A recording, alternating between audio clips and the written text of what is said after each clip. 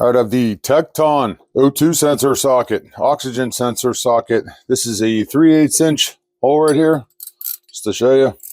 Fits in there good, actually nice and tight. This particular socket is 7/8 inch on one side and 22 millimeter on the other side. I bought this O2 sensor to install, and you can see we've got a little slot in here. My particular O2 sensor is a 22 millimeter. This side of it, just to show you, I'm going to slide this over. Fits on there great. Nice tight fit to it. If I flip it over this way, you can see that on the 7/8 inch side, it does not fit. So let's see what happens here.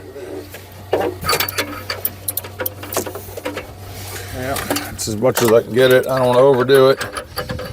Take this off.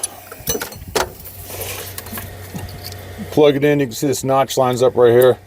Seems like a nice, well-built tool so far. But very nice. There it is.